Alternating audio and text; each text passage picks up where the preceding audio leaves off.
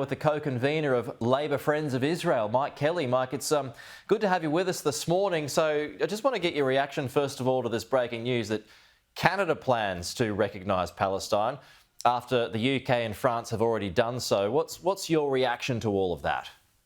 Yeah, g'day, Pete. Look, Labor Friends of Israel have always had the same view of a goal as a two-state solution. We've always emphasised, though, that recognition of a Palestinian state has to come when you've actually got something that could be called a state, and that you use that step forward as diplomatic leverage. You don't waste that shot in the locker, so to speak. And it's encouraging to see there's been a recognition of that, and the government's been talking about conditions for that to happen, and Canada has also been saying that, as many of the other states have.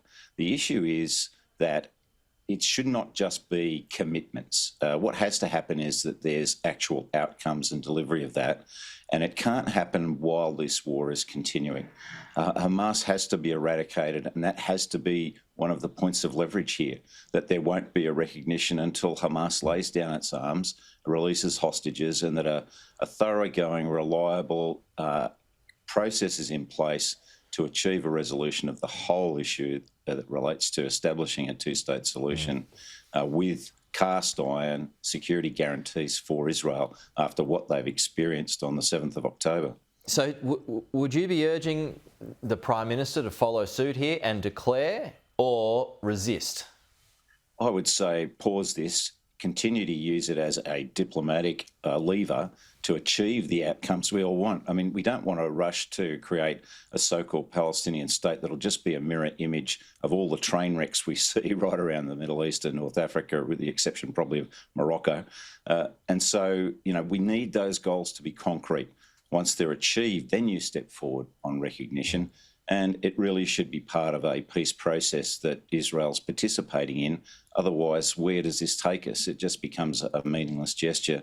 And right now, it well and truly could be seen as a reward for the terror and horror that Hamas has imposed on its own population and on Israelis. So, that is sending a very bad signal, and we don't want to go down that road. So do you think all these declarations at the moment are rushed, Mike? Firstly from France, then the UK, and now Canada? Totally, Pete. I mean, they're misguided. Frankly, the key problem here is that you have a terrorist organisation, the most evil organisation on the planet, every bit as bad as the Nazis. I mean, you've got Sami Abu Zuhri, who's the political head of the department for Hamas for its overseas affairs. He did an interview just very recently where he said, look, we don't care about, how many people's lives have been lost in this war. They're all martyrs. They're all going to go to heaven. That's what we're all about. And he said, we've had 50,000 new babies in Gaza since this war began. So there's actually been a net growth, which is, a funny way to call a genocide, frankly, with all these people who are cluelessly lobbing into that. But, this is their mindset. And that's an evil that must be confronted and defeated, root and branch, as we did with the Nazis. And so, until we see them lay down their arms and hostages released, we shouldn't be talking about recognising a Palestinian state in this moment, in this context.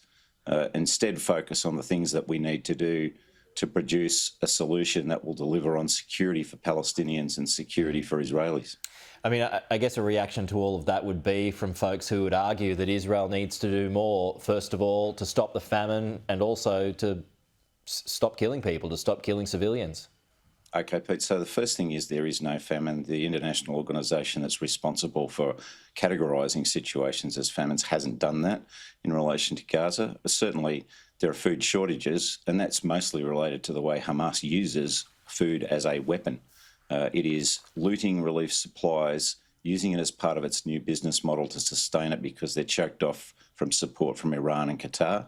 They're using it to bludgeon and really hold the population to ransom by, preventing them from wanting to use the Gaza Humanitarian Fund establishment because they know that undermines them. So they treat anybody who goes and gets food from that site as a traitor, and they strip them, beat them, kill them. They steal their food. So that's the real issue. Israel has been bending over backwards to try and find an efficacious model for distribution of relief.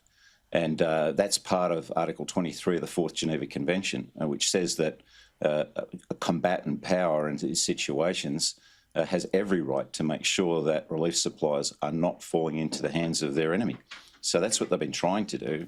They're not trying to starve, the people of the Gaza Strip. It's about getting it to the people that need it without Hamas using it for their own purposes. So that's the truth of the situation. They certainly have to revisit this model that they've been using with the GHF because it doesn't deal with the security situation for people ingressing and egressing those facilities.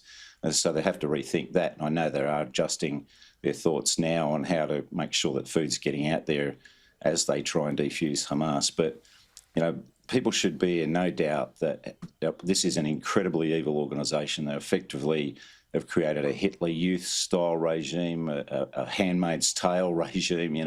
If you're a progressive, you should have no truck with such a medieval, evil organisation like Hamas.